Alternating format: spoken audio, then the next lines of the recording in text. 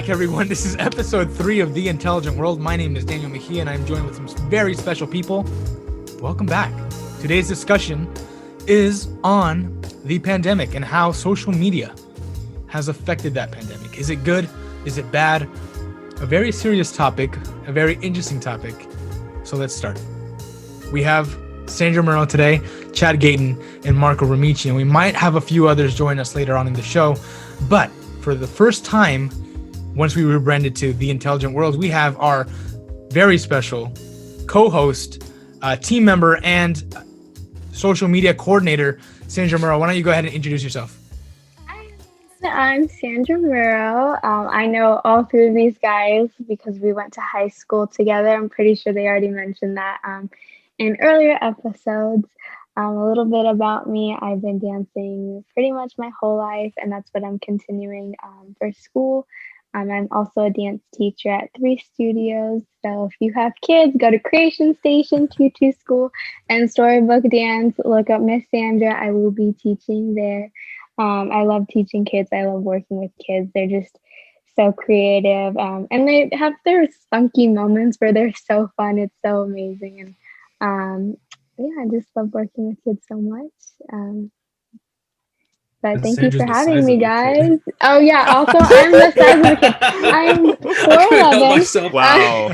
We're only 2 minutes in and we have a roast. I know. I can't help it. They gotta know. Guys, I'm 4'11". It's okay. I'm proud to be short. So it's a good thing for me, at least. I think that's what makes her super approachable. Like, kids are like, oh my God, I'm almost as tall as her. Yeah.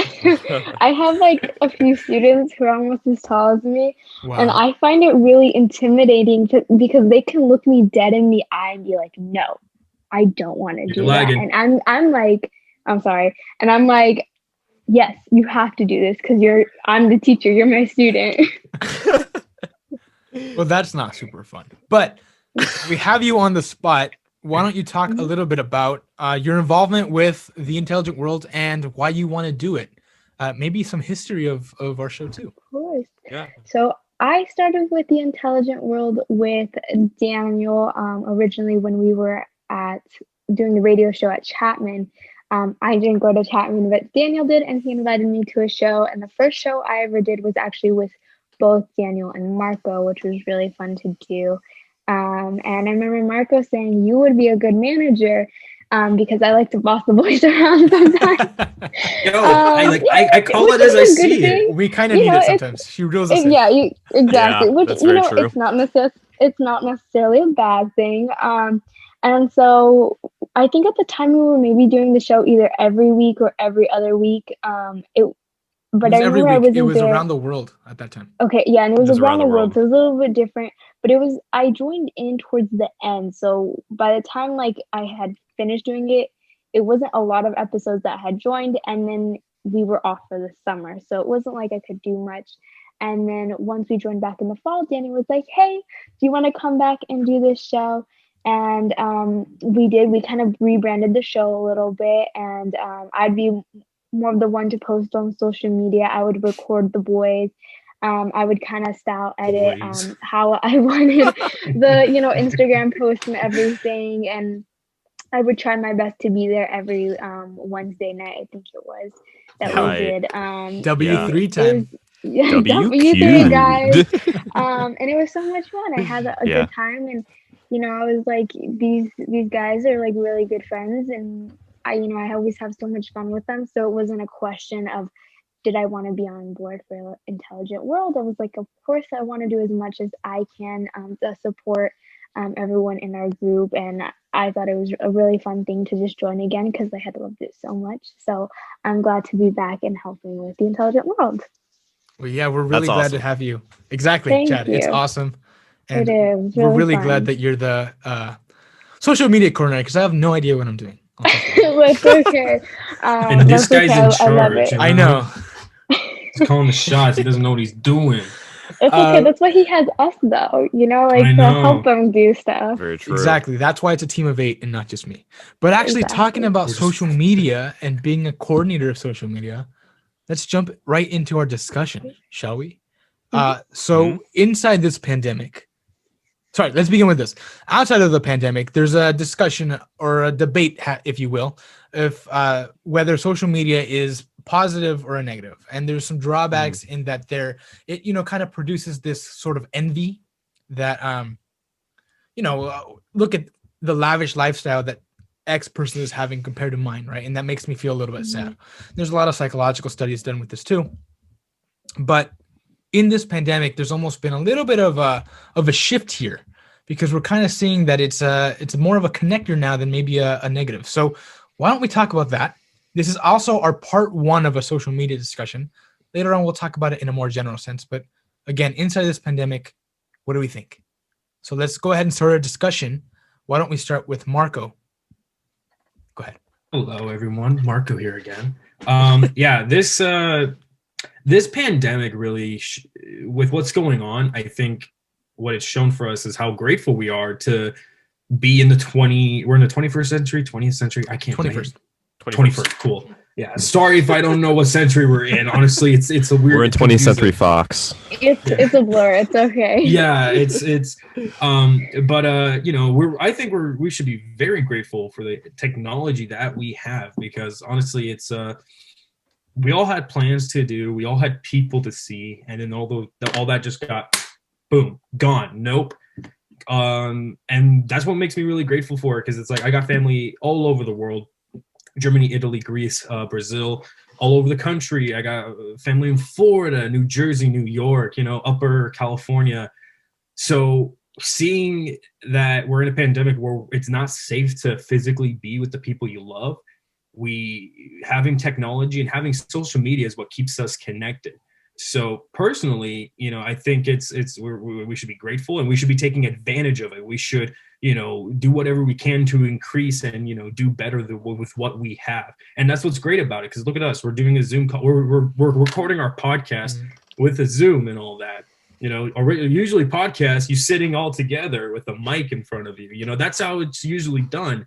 But, if we want to start something, we got to do with what we have. And thank God for what we have. So that's my personal take of it. It's taking advantage of what we have, of what's been given to us. I think actually bouncing off of that, Marco, I agree with you 100% on how we're so maternally grateful for the amount of technology we have in today's society.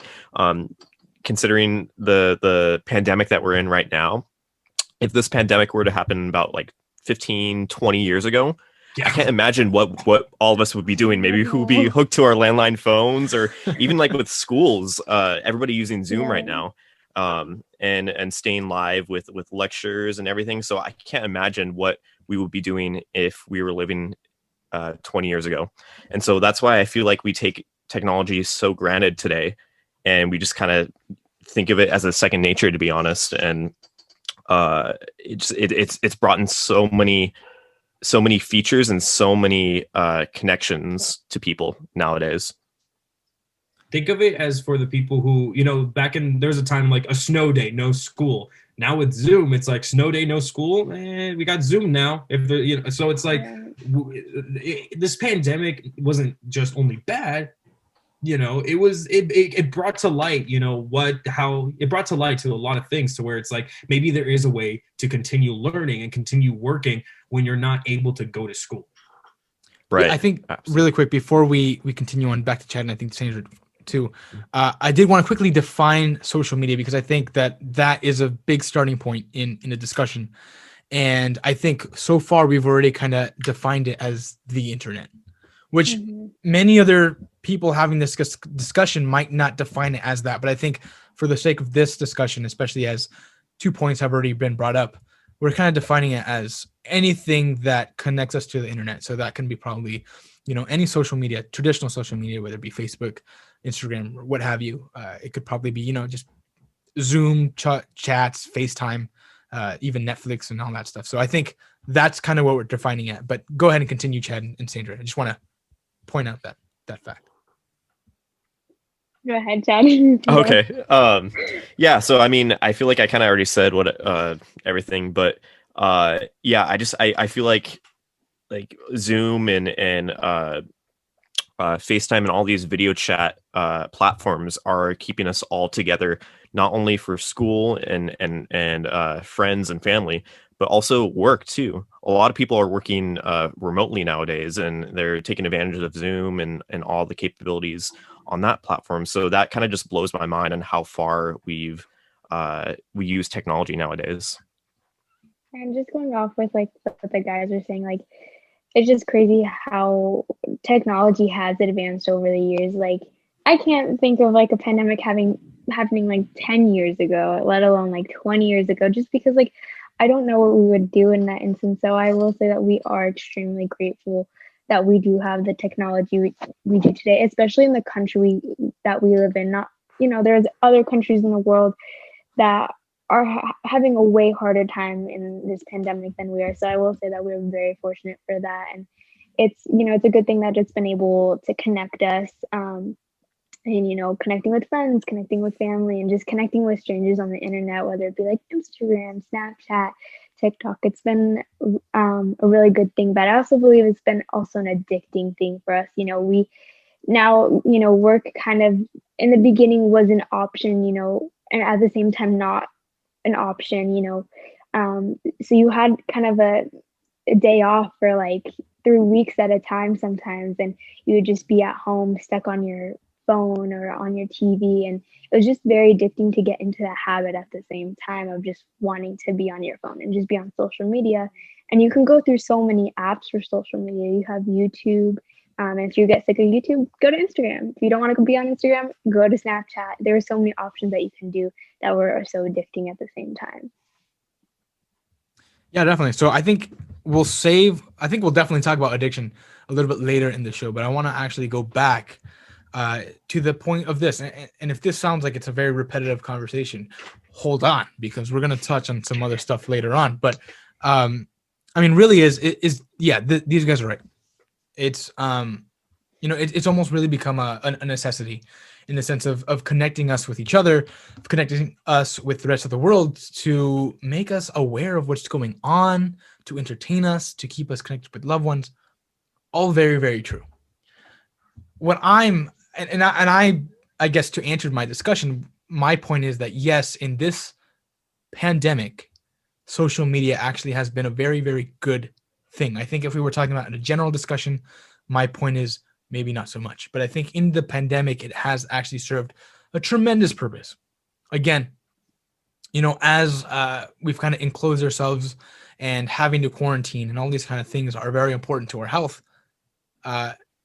we're missing that human connection. And that's, just a plain fact. So when we're able to Zoom with each other, when we're able to connect with our grandparents or, our sister or whoever it may be, that's really important. Even further, telehealth, and whether that be for therapy or whether it be actual, for medical reasons, that's very important too, because we're not missing those opportunities to get the help we need or the help we, deserve, or whatever the case may be. What I am, I guess, a little cognizant of is there are still some drawbacks in the sense of that anxiety or envy, if you will, of always comparing yourself to other people still persists. Mm-hmm. And especially in these last few months, as there has been a very political air about, a very heavy political air about, it's almost made it a little worse in the sense of, for people who are very cognizant of the health and who really want to protect themselves and protect others or what have you, they're sacrificing themselves by staying indoors and really being in their self quarantine, staying within their nuclear dynamic. But then you see maybe other people who you follow and they're not doing that, or they're off on an adventure somewhere, and you become jealous of that because obviously you want that too, and you miss that. So that can definitely drive up, maybe in a way worse than before. That is yet to be seen. Again, I'm not quoting any statistics here.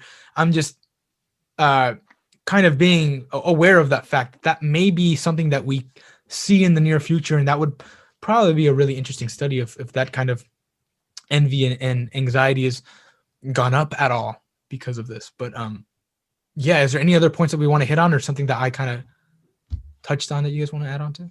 I like what you said about like envy and like, like being more self-conscious just because we're missing that human contact and all. And it's happened to me too. Like, the hardest thing for me was working out.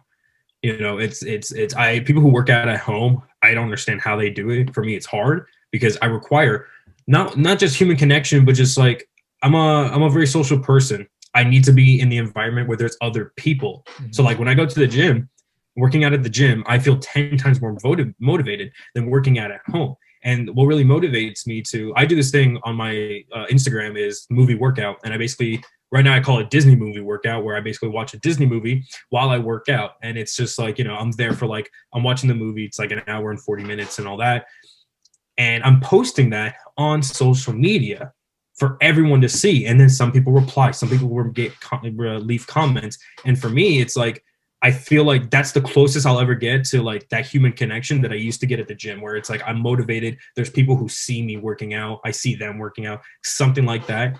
So it really gets to you when it's like all you have is social media, but you don't really have that environment you're used to, because for a time, I even get bored of social media. Like I get tired of my phone.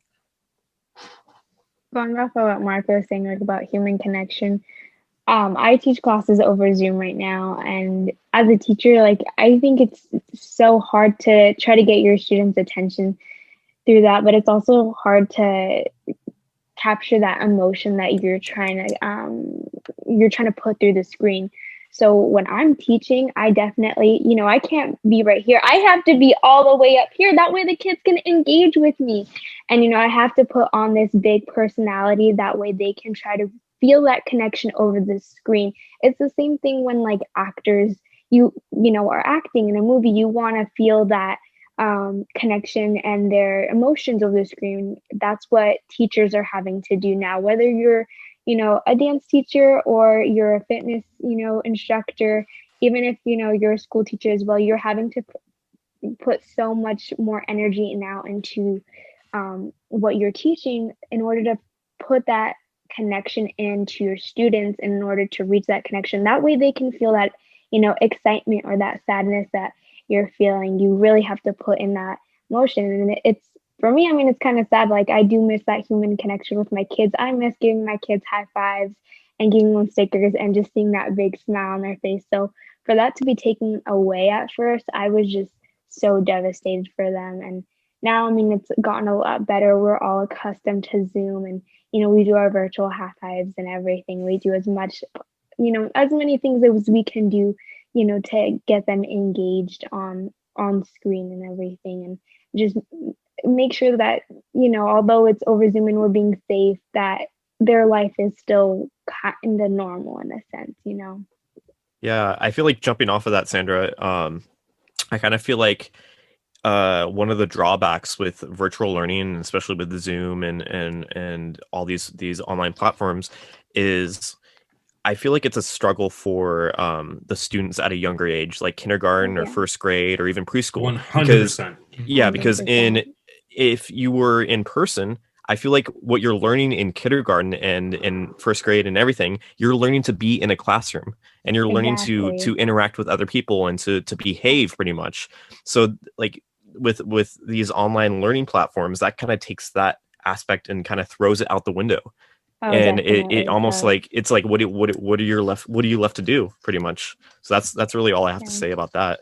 At the same time, though, I think that sorry, I didn't mean to cut anyone off, but I think that there is maybe a little bit of plus here, because and this is something that's can be debated as well, because there's the plus that you're teaching these kids at a very formative age how to be focused and how to pay attention and how to keep engaged while the world's out of control. At the same time, though, you are now replacing social connection and learning how to socialize and how to do proper behavior with how to behave and proper etiquette, but online. And there's a very big difference to that, especially in this formative age when their brain is forming to socialize and stuff like that. So that's interesting. And I think something else, and Marco, I hope that you can talk about a little about this, not to single you up, but just I just want to hear your opinion, is folks with ADHD or something like that, that's, I mean, that I just kind of feel for them at this point. Yeah. Because it's, how can you get a third grader who is dealing with this prospect of, I have ADHD, right? And I think in the first episode we talked about, we don't like, or at least I don't, as a proponent of the behavioral school of psychology, that I don't like to put a label on it, but instead of, I have to learn how to kind of live with who I am and what I'm dealing with, and to now have to sit in a chair and be put in this very non-engaging environment. How does that translate to, you know, better life success or I don't know, just even better mental health, I guess, for these young folk? When it comes to a person with like me, like I have ADD, but I feel like I'm more ADHD. I am a hyperactive person and all. And, you know, it was difficult in class to pay attention, to stay focused, to be in the moment. It's 10 times more difficult. Even now as an adult, I know I have ADHD. I know that, you know, what distracts me, I still allow it to distract me 10 times more because one, this is all you guys see up to here. That's it. But like, you know, I take my phone, I put it down here. I can play games and look up and down super easy. All right. I'll admit I do that with some classes because, you know, it's just, this isn't enough for me. This is not the environment that I'm used to or that I want to even be in. And that's something going back to what you said about kids at this age, you know, learning through a screen. I would say that is like, this is going to affect them in the future for sure. Cause you know, it's, I mean, I don't think as much. Hopefully we get out of this pandemic soon. You know, I mean, with Biden in and, you know, things being taken seriously for once, you know, from what was been told and reported was that, you know, 80% of Americans won't get the vaccine until like the end of 2021, maybe like midway through 2022. There's just a lot of things going on, you know, so, and we're talking about 80%, it takes a while. So, you know, my concern is that, you know, kids who have learning disabilities like I did, when they go from this environment to the actual in-person environment, it's just going to be a complete 180 on them. And they're just, it becomes very confusing and frustrating. You know, it's been even frustrating for me as of Daze because I'm taking a geology class right now. It's 3 hours and 30 minutes. I cannot sit through 3 hours and 30 minutes of this on a screen. You know, I'll tell you right now, like if I were to share my screen, I have a Google Slides open right now. I have another thing open, and sometimes I do that. I admit it. I do that because this is already hard enough. You know, I need my personal like entertainment. I need, you know, there's a lot of factors that go into it. You know, and right now I'm going all over the place because there's so many things and different variables and factors that you're just like that you need to take into consideration. But with online, it's like you this is all that you have. You got to do with what you've been given. So it's very difficult. It's not fun at all, you know. And I have a story real quick of back in 6th grade, a new kid came to school. He's been homeschooled ever since until the age of 12. And all he would do would get up instead of like raising his hand. He was never familiar with the in-class environment. All he did would get up and walk to the teacher if he had a question. Yeah. So he was never exactly. So, you know, there is that kind of like, you know, kids who are taking Zoom classes online. Now they go into an actual classroom. They need to be taught like classroom manners. You know, it becomes different. It's a whole new world. So definitely. Does anyone want to add anything, or should we cut to our break now? I wonder if it's break time. I think it should be. So after the break, we'll continue the discussion. Stick with us. We're The Intelligent World.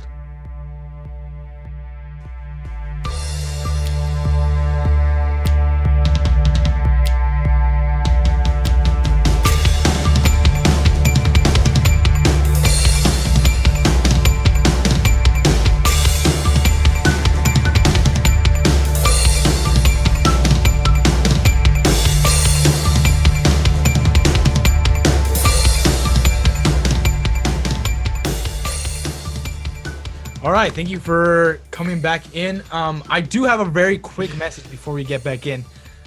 One of our co-hosts, he was going to join us. I don't know if he'll still join us tonight. Daniel Kubeck, who you have met if you've seen the first episode of The Intelligent World.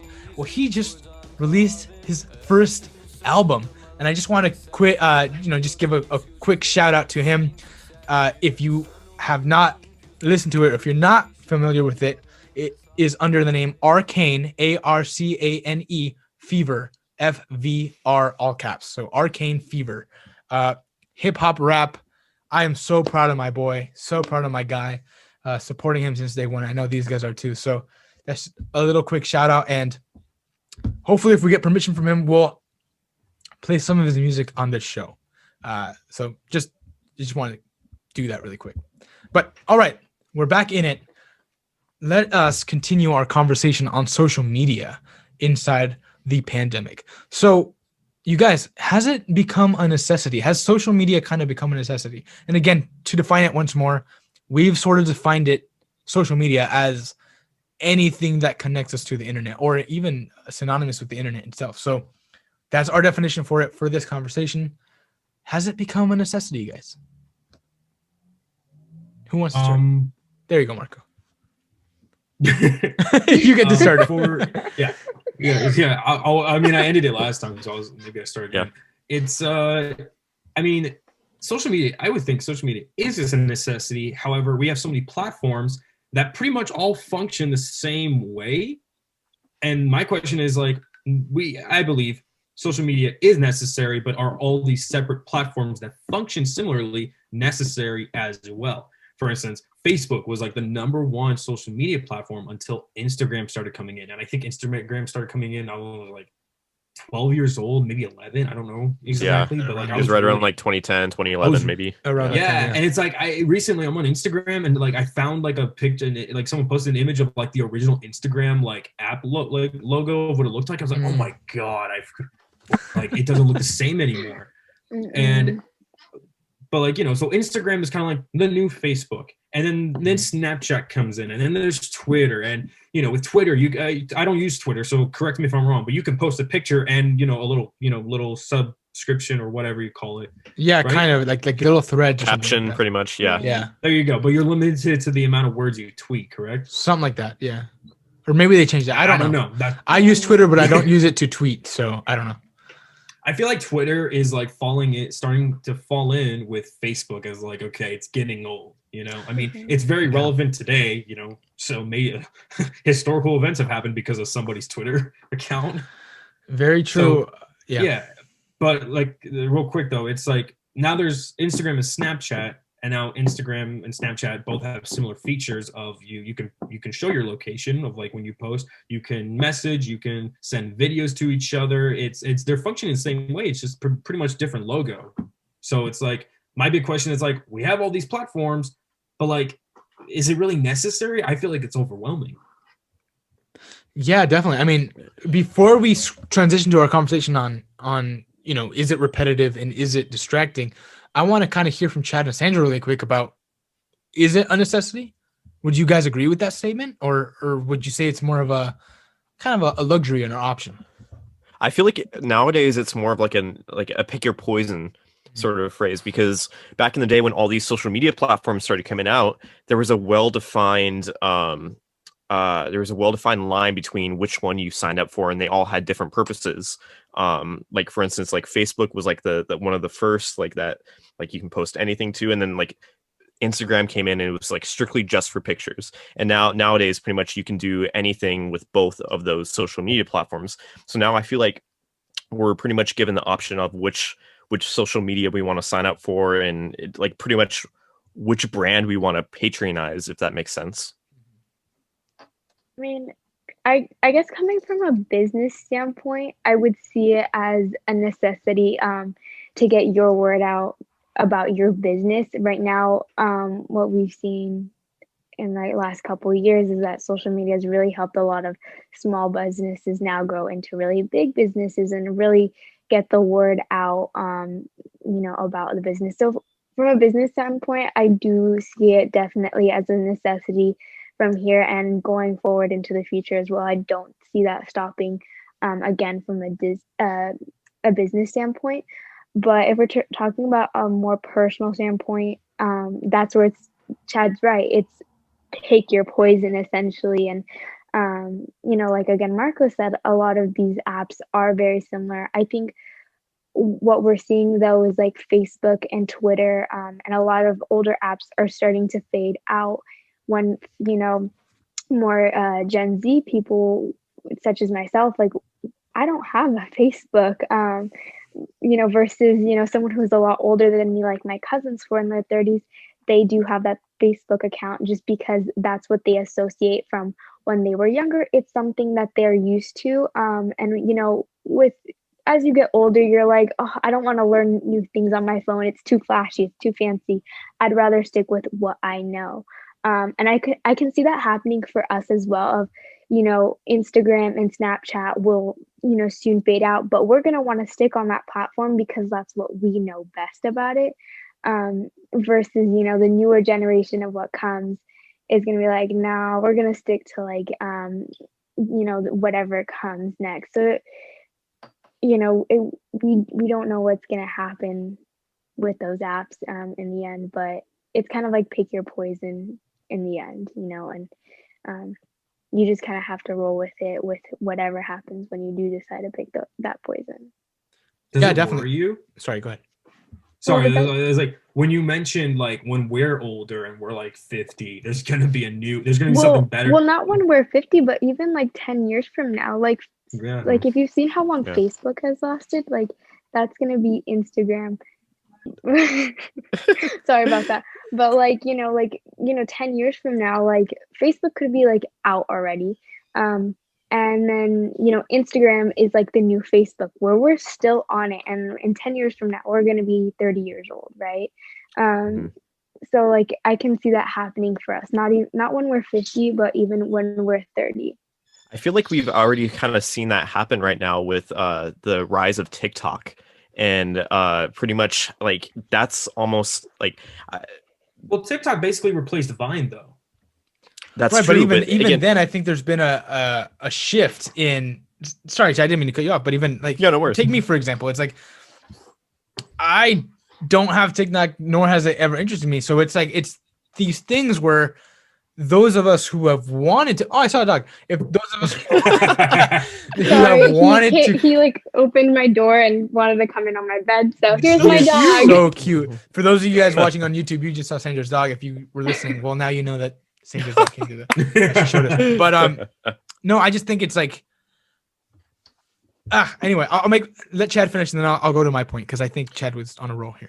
Yeah. So basically, what I was saying is that I feel like we've already seen this happen in our lifetime right now with the rise of TikTok and how we've seen like this new generation of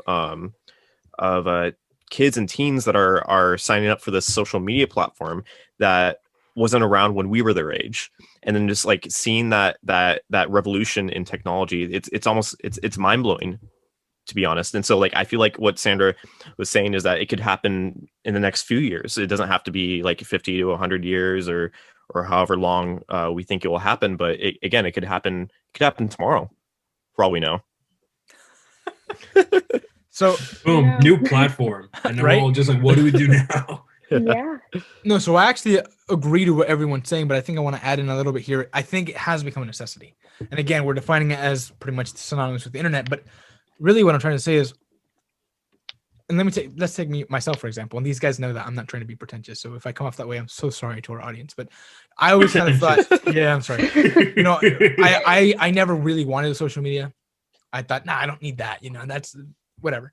So it's becoming more and more and more difficult for you to be off the grid. You have to be connected in order just to keep up with events in the world. Just watching the TV and watching the news is becoming less and less of a thing because of the instantaneous possibility of Twitter or Instagram or something like that, where you can go onto your geolocation or whatever it's called and see what's happening around you. You know, a few months ago when there were like the different protests or the riots or whatever you want to call it, or whatever was happening, you can see exactly what was going on around you at a moment's notice. Where if you were on TV, you kind of had to wait until they went on the scene and started filming it. So I think it really has been a shift. And just to add to what Chad was saying, he's absolutely right. Things are changing.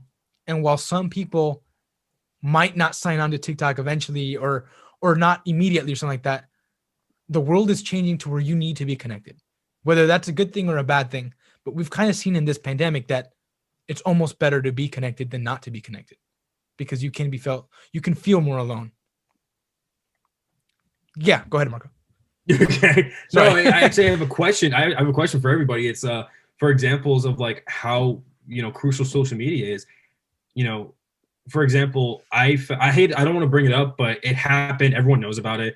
But like I learned about the riot, you know, the domestic terrorist attack on the Capitol through Instagram. I had my 8 a.m. to 11:25 geology class, shut off the computer, picked up my phone, opened Instagram, boom, first thing I saw. Same thing happens with when a celebrity dies, you know, like I learned that Chadwick Boseman died when I saw Sandra's story on Instagram.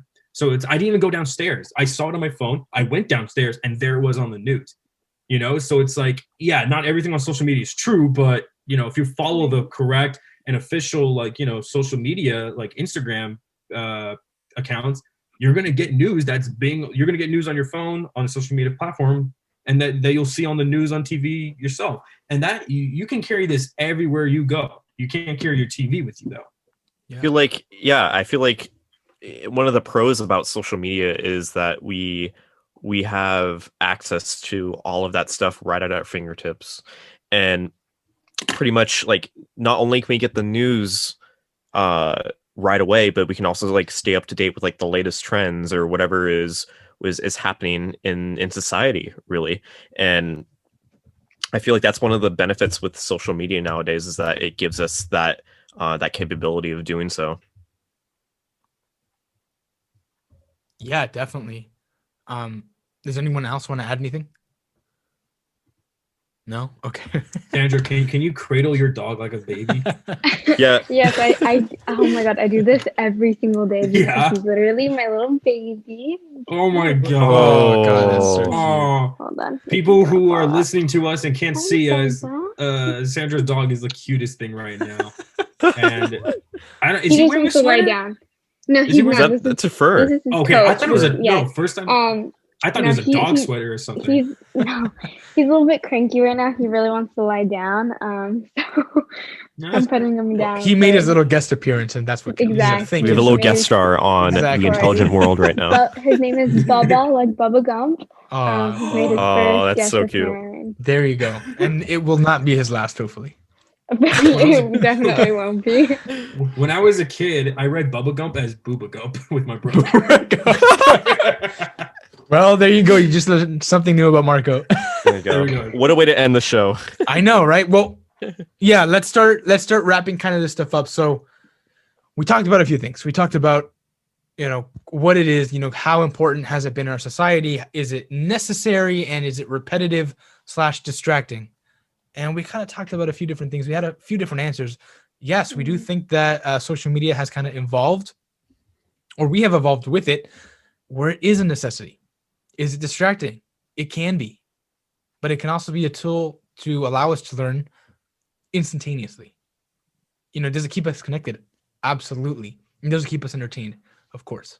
So as we kind of start wrapping up the show, and I guess this is part 1, part 2 will be some other The time. negative, the calm. Or maybe there'll be multiple parts of this discussion of social media. But what should we give a verdict tonight as we're recording this, or should we keep it open-ended? Is my question to you guys. What are your just kind of thoughts on social media after this amount of time we've spoken on it? I guess to like not really give it like a particular answer, but to also leave it open-endedly. Just like all things, social media has its good and its bad things. You can always fight for either side, but when it comes down to it, it's gonna both have both positive aspects and negative aspects as well. Yeah, Chad or Marco? Yeah, so Yeah, you take it. And I'll follow. I'll take it away. I guess. Yeah, just I agree with you, Sandra. Like, I feel like there are many pros and cons with social media, and I feel like depending on who you ask, there'll be either more cons or more pros. Exactly. But I do believe that social media does have many pros that do help us in today's society. I feel like the pros outweigh the cons, in my opinion. I definitely agree with you on that. That's for sure. I would have to say that it's social media has been with us for years now. Okay, so we know what it is. We know the good, we know the bad, we know the ugly part about it. So, but what I can honestly say is, like, someone tells me that we would be a better world without social media, I would look at them and be like, then you are not meant, like, you're not using it right. If someone tells me that social media is a bad thing and that it should never exist in the first place, be like, well, then we wouldn't have what we have right now, So it plays a huge factor into it, and history could have been changed. I mean, like, the guy who made social media, he could have made money off of it. It could have become a system where it's like you got to pay to use it. He made it free, So things happen for a reason, and it helped evolve society and different platforms of CNN has a Instagram account, Facebook. They use these social media platforms because they know that the news will not reach everyone on TV only. The news will reach them through the social media platform. So it's a very good tool. It's just there's people out there who completely are against it or misuse it for the wrong reasons. So, I mean, that's my personal take on it. It's necessary. It is 100% good for those who, use it for the right purpose. There you go. Some open-ended ones and some very definitive answers. But that is part one of our discussion on social media, specifically in the pandemic. Thank you very much for tuning in, whether you're listening on a podcast or watching on YouTube. And just to kind of sum up on my end, my answer is we'll see. We'll continue discussion. Ooh. We'll continue discussion, and it will be said. What a cliffhanger. We will decide together Curveball. as the intelligent world if it is a good thing or a bad thing. Thank you so much for listening. And before we head out, I just want to say, please subscribe if you're watching on YouTube. And if you're listening on wherever you listen to a podcast, please make sure to subscribe to us to download those episodes. We will start beginning to do some advertising, marketing soon. We have cute dogs. We have cute dogs, and we would really just love if you can support us any way you can. So thank you so much for your help. And on to the next video. Episode 4 will drop hopefully in a week. We're actually recording on Monday, the 25th. And this is a very special episode, something that has been in the talks since we were kind of gestating, should we do this? And it's actually our first crossover episode.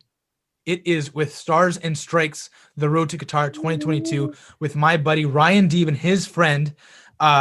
It is going to be purely a soccer talk. And how does this relate to the intelligent world?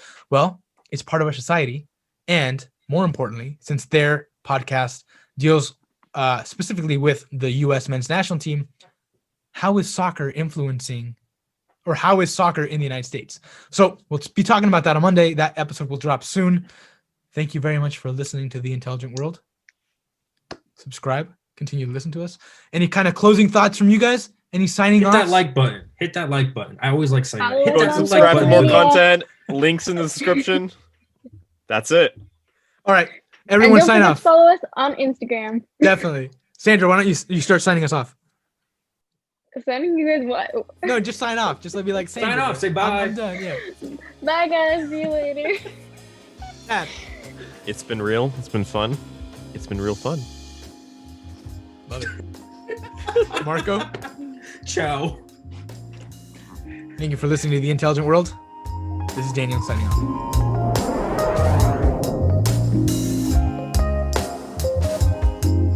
This week, we used Girl with Kaleidoscope Eyes by Pachyderm for our intro and outro song, taken responsibly and with permission from the freemusicarchive.org. And for our mid-show songs, we used Lines by The First Class, also taken responsibly and with permission from the freemusicarchive.org.